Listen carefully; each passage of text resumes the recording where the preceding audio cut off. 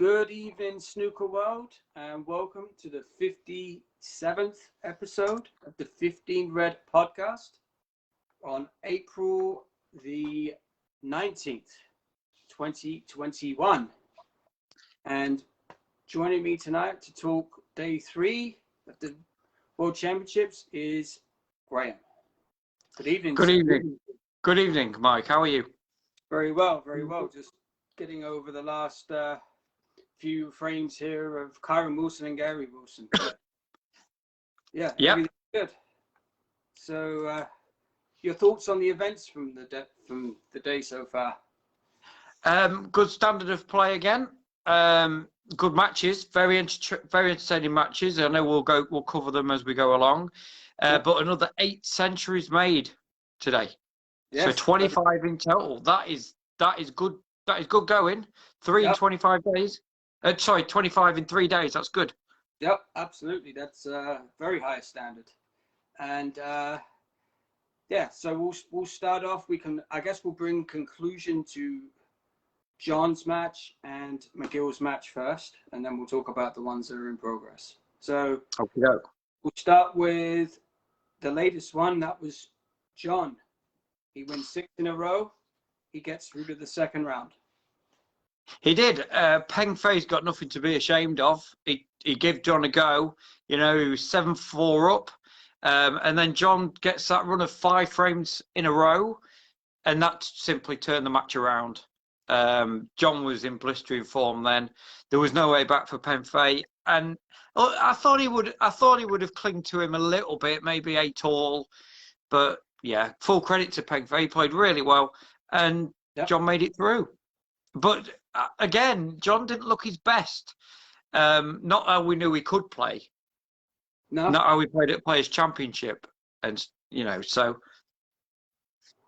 Yeah, I would agree with that. He certainly went out with a bang. He in frame 16 he goes 127, and in frame 17 he goes 135. So he certainly goes out with a bang, but. He'll be glad to be done with that match, I think, because he didn't perform at his best by any stretch. So that's right, and I think you can class that as the same sort of opening day as Ronnie had. Same sort of session, struggled a bit and got through. Correct, very well said. Yep, I think, and of all the matches I think we've seen so far, I think it's fair to say that might be the poorest of the matches so far. Yeah, I think I'm on board with you there. I think from a top-ranked player of Higgins' standard, it was massively poor, like Maguire. The same thing, massively disappointing. Yeah. Standard. But when he went on the 5 frames in a row, then you thought, yeah, he's picking up the gears now. Yeah, I think once he got even with him and it became the 7 each, and then the first 1 to 10, I mean, John had to become favourite. Yeah, absolutely. I agree. But Tuyan didn't do any wrong. Like he did the best he could. So, but he looked good though. To be fair, he looked very good, and I do think that he's another player that will do well in other minor tournaments like next season. I think he's proved himself that he can do it against the big boy. So yeah, full credit to him. Like I say. Yep. Good evening to Mark Robert Wilcox and Kelvin Platten. They're there. Always a pleasure to hear from you. It certainly is. Yeah, get in touch, guys, when you can. All right. So, yeah, John gets through and he will face the winner of Mark Williams and Sam Craigie, which is tomorrow. Yeah, another tough match for John, I think. If Williams, I know we're expecting Williams, but tough. That'll be tough against Williams, I think. Yeah, you never know what to expect there. So, moving on. Especially with John just grinding out the winter. The way John just nudged over the line, I think he's not really a handful for anybody at the moment. And from if he was in the same form as he was at Players Championship, true, but then he'd walk through to the quarters or semis, wouldn't he? But on today's and yesterday's showing, can't say that. I think Scott's point is right, though. He doesn't want to burn himself out up front. That is true, but he could have gone out. He could have gone out. He was in danger of going out. He was. I would agree to that. He was in treading a fine line, but he got through. It's like they say, like, you know, in someone's case like Robertson, get the match over quick. Get the match over quick, and then you don't have to worry about, you know, playing these long drawn out frames. Yeah, true. I would agree there. Yeah. So the other match that came to a conclusion, which was actually very, very good from even the first session to the conclusion, was Anthony McGill's 10-5 win over Ricky Walden. Absolutely brilliant from McGill. Yeah. You know, he obviously semi-finalist last year. I think he looks quality. He really does. Walden, you know, again, I don't think he was much match for McGill, but he's there again. And I tell you what, he plays Ronnie, and he could give Ronnie a go. He could give Ronnie a real go. I agree with you definitely on that. But this is one of the rare matches where both players were actually queuing and playing really well, getting lots of points, but just the better player won. You know what I mean? Basically, that's I suppose McGill just stamped his foot on the game a little bit and took it by the scruff. So frame 10, he falls behind by 40 points. He makes an 83 break to win. The very next frame, he makes a 130. So that at this point, he goes up 7-4. Ricky replies with a 98, and he looked very good considering he had like no table time, like very minimal. And then the frame 13 was a little bit of a scrappy one, but Anthony McGill won it. So he ended up having an 8-5 lead after going into the break. And then coming out of the break, he had a 69 break and a 58 break, and he was good for the win. But definitely full value for the win. And Ricky Walden played pretty well considering. But he did, but I still feel, you know, no disrespect to Walden, I still feel that McGill is a game for anybody. Oh, absolutely. Yeah, and he wasn't, you know, he's really come up as well, because a few years ago he wasn't like that. He wasn't at that standard. But now he's seen as though he's, you know, got the experience from last year. Really flying. I was surprised he had such a quiet season, but from what I see of him tonight, I mean, you could easily make the case that he will beat Ronnie. Well, I think from that semi-final last frame, I think you need therapy for that. Anybody would need therapy for that. Yeah, but and that proves with Kyron Wilson, but we'll get to Kyron in a minute. But that proves for him the way he's struggling at the moment a little bit. Yes. So those are the matches that are final, and then the ones that started today. I actually got up and watched Ding versus Stuart Bingham, and that was a very good match to start. I was just going to say, you brave man, getting up to watch that one. You know, that's the match I considered to be an absolute slogger. You know, an absolute slogger knocker. Yeah, that was worth the get up. Stuart starts the match with a 131. Yeah, 2-0 up he goes. And then he also makes a 129 in frame 4. And then he's up 3-1 at the break. And then Ding gets a 105. And then he ends up drawing level, like not too many big breaks, but quality snooker. And then they get to frame 9, and it gets down to the black ball, the old black ball finish. Oh yeah, one of Scott's favourites, of course. Who do you think looks a better player out of them two at the moment? Really hard to pick. I was impressed how good Ding was, to be honest with you. He looked very good. Well, I was just going to say that's the first time he's got 5 frames in many tournaments that he's been in. It's just lately. Well, he's got to 5 frames against Ronnie a few times, but hasn't got to 6.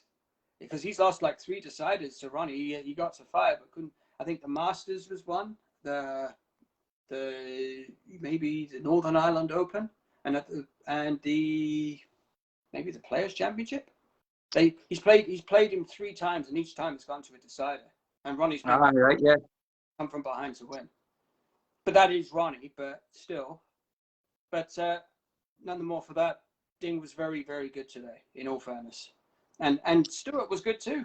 So excellent match. Well worth watching. That'll be an interesting one to see how that concludes tomorrow. Yep, absolutely. I'll get up again for that. Well, it's on at 2:30 tomorrow, so that's in the afternoon session. Oh, it's an afternoon one. Okay, all right, that's good. Yeah.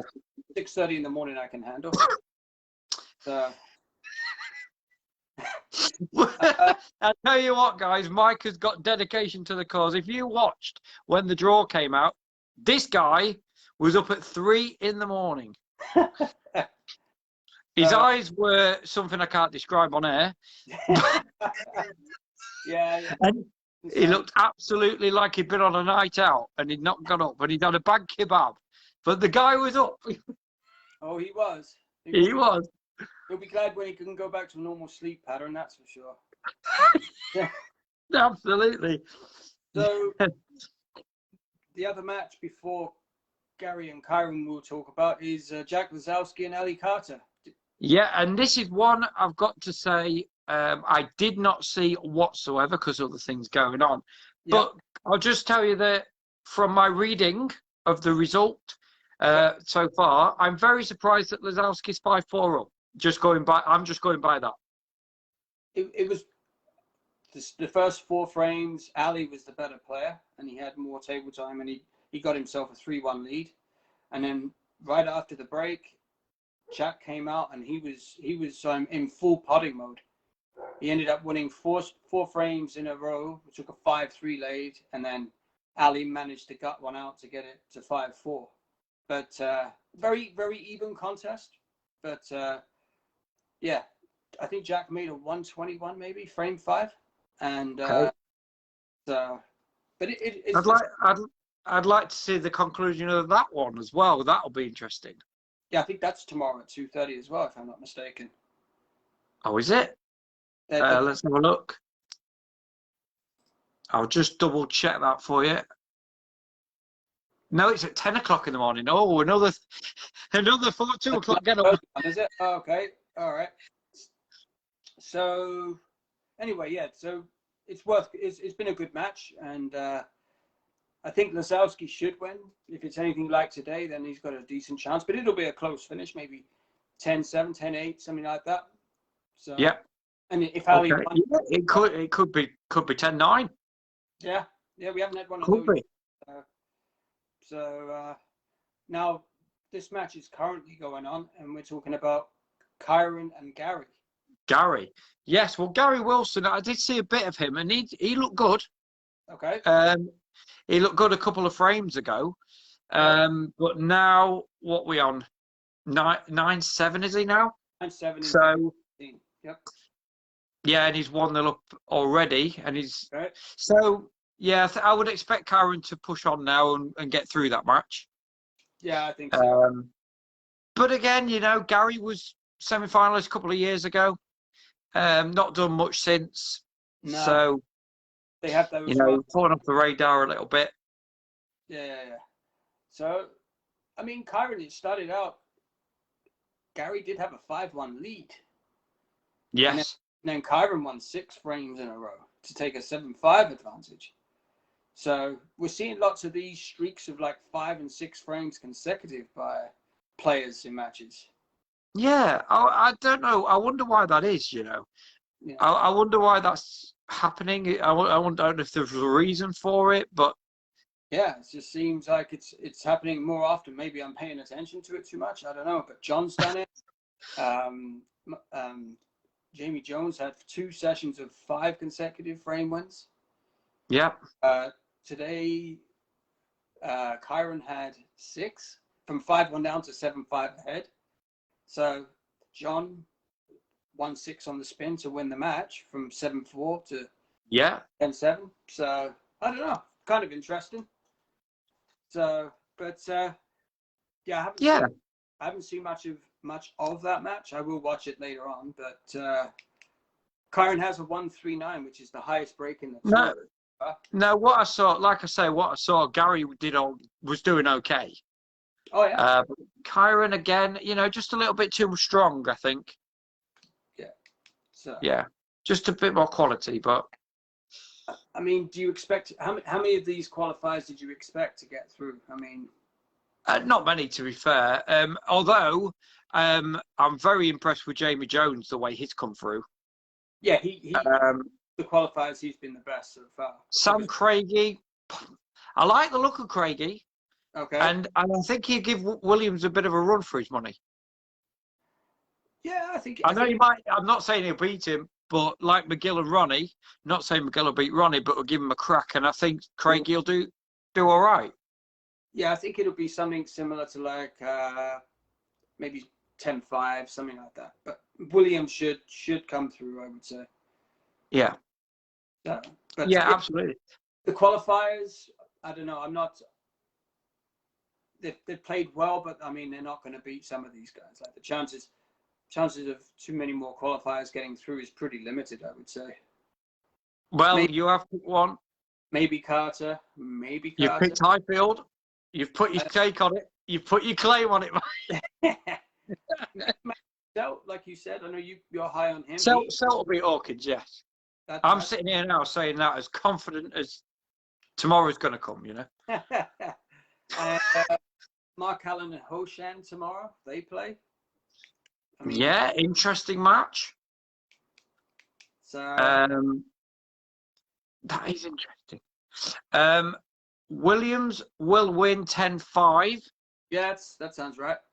Yeah, that's what Calvin reckons. He also says Lazowski has so much potential to win anything. Now, this was your lock or no lock question.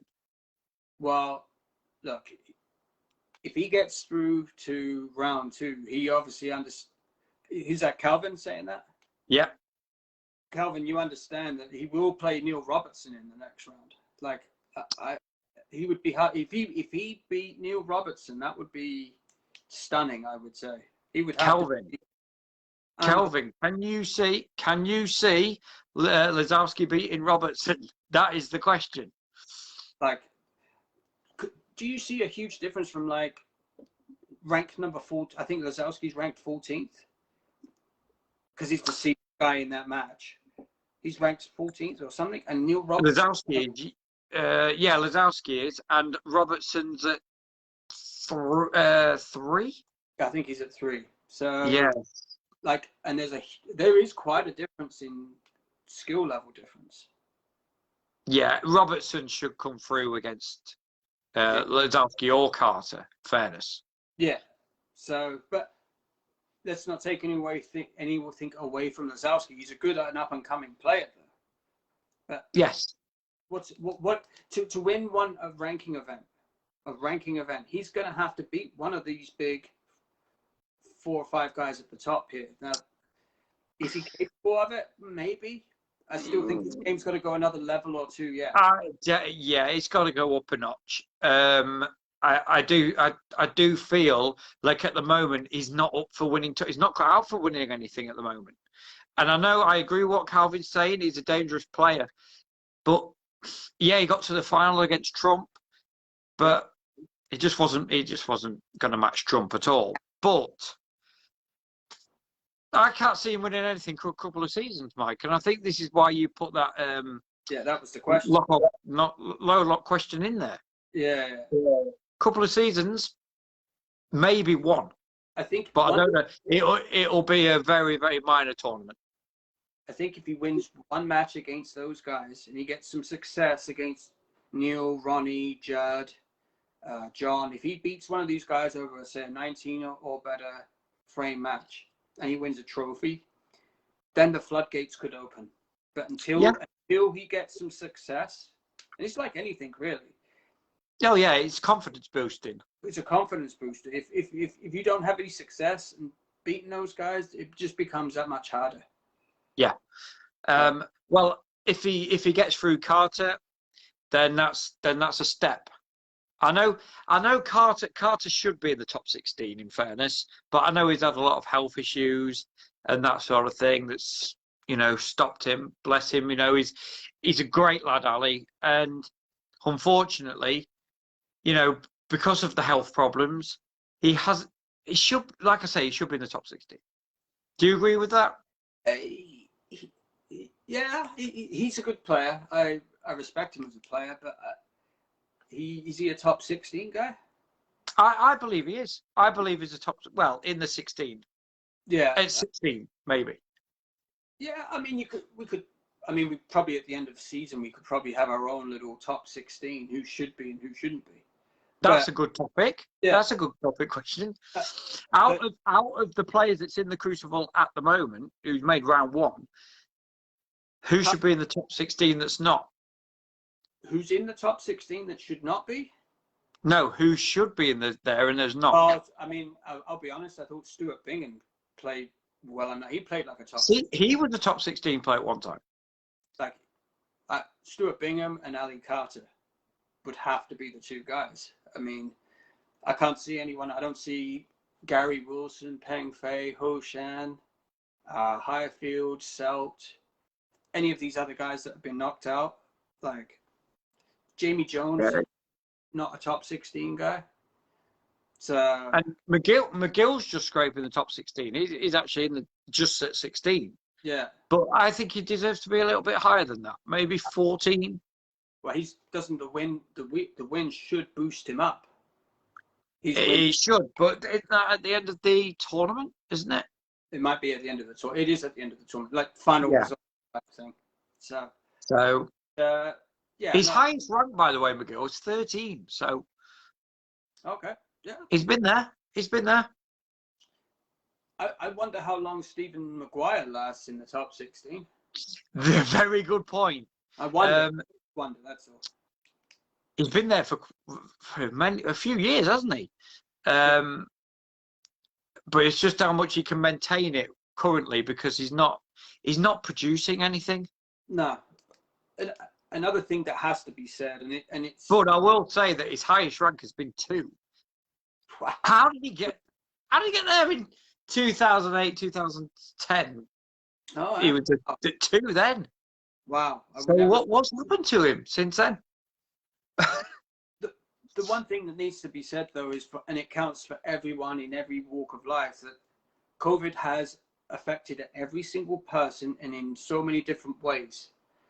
So when someone is struggling, you could make the case, well, maybe they're dealing with other issues besides work, in quotations.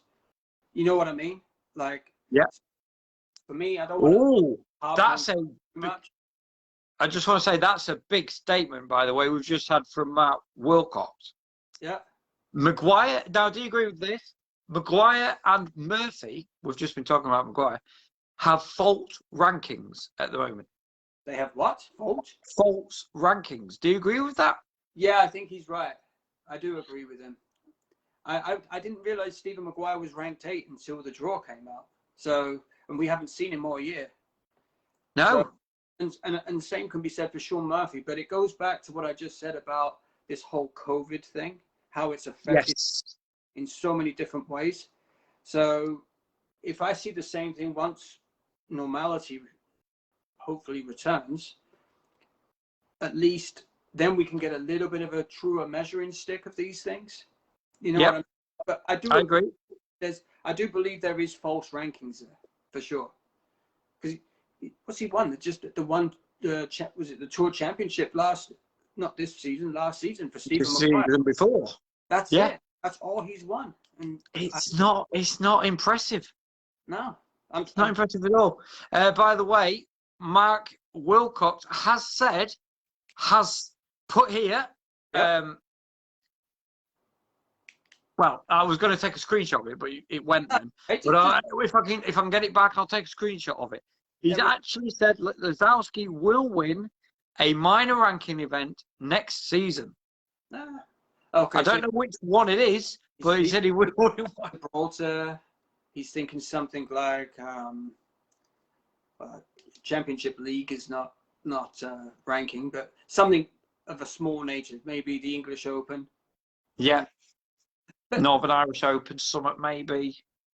Okay, but is he So ask Mark. Mark, who's he likely to be? Mark Selby, Neil Robertson, Judd Trump, Ronnie O'Sullivan, or John Yeah, Higgins? and that's what we've just been saying. If he's going to win, he needs to beat one of them guys. A shorter format would definitely help Lazowski though against one of those guys. These longer formats, the better player wins like a much higher percentage of the time. So yeah. So I don't think he might not be cut out for the shootout. Dan Curran said, "Good call, the shootout. Lazowski may win that, or the home nations, or Jack says might win shootout. Jack might win shootout. Home nations. Yeah, there you go. So it's just for me. I'm a seeing is believing. I mean, seeing is." If he beats Higgins, Trump, Robertson, Ronnie, maybe in a final, I could see him winning a few tournaments, but I've got to see it to believe it. It's just that. Okay. So I think we might be changing that lock or no lock answer then. No, I'm not. I will say no. I'll say no. Okay. I'm saying possibly. Wilcox says Gibraltar. Yeah. Now, because Dan has said shootout, that is a good call. Yeah, either one of those makes sense. They're a ranking event and they're very minor. They're not long matches or anything like that. So I could see him moving up in the rankings for sure. Definitely. He got to 3 finals. So, and hey, if he got to the second round of the World Championships and lost to Neil Robertson in a good match, that wouldn't be the worst case scenario. You know what I mean? No, and could he give Robertson a bit of a? Oh, absolutely. Bit of a scare. Yeah. He could. The thing with him is his consistency is not the best in these longer matches. Like he seems to get blown out in these longer matches. So. Yeah, for some strange reason, I don't know why it happens to him, but he'll do it. He'll break through. I believe he will. Just the latest update, by the way. Kyron Wilson 9, Gary Wilson 7 still. And Wilson's on 43 a break at the minute. He's 52-16 leading in this frame. Oh, Kyron. Gary is gonna. It looks like 9-8. Okay. Oh, interesting. So that could go all the way. Well, absolutely, it could. But Gary's got to win 3 straight. Well, now if he wins this for 2 straight frames. Yeah. Well, I mean, this looks like it has potential. So. Yeah. So. All right. Who's your performer of the day?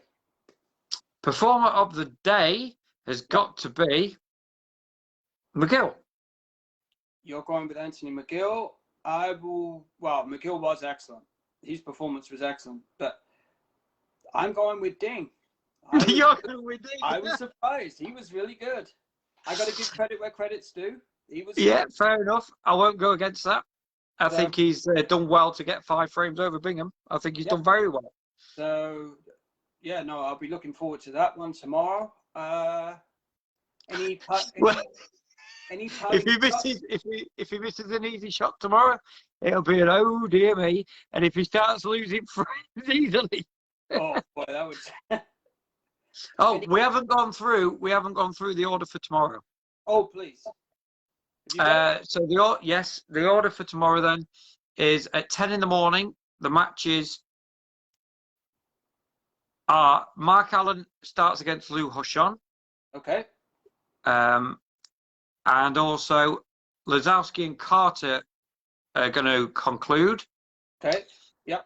2:30 tomorrow in the afternoon session, you've got Liam Highfield and Judd Trump. Excellent.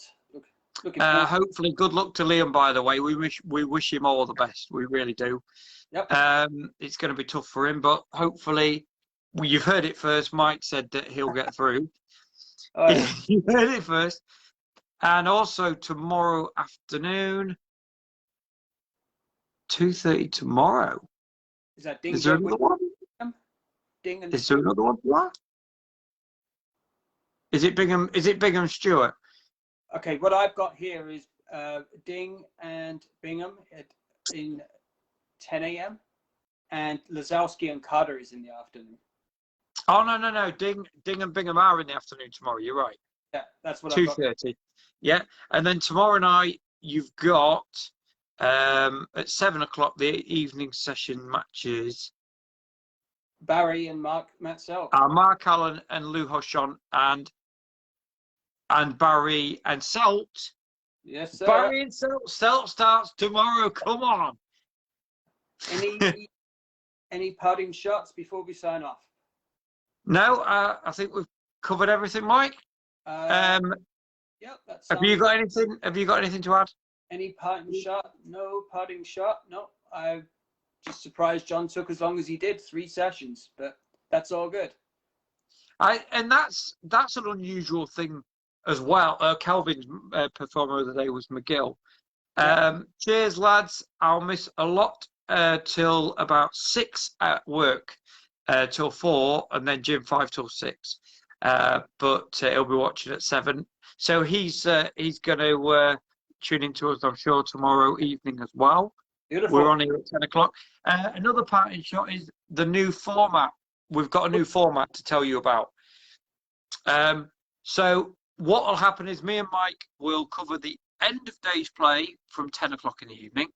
Scott, our other colleague, will be covering stuff at 6 p.m. Or between the afternoon session and the evening session.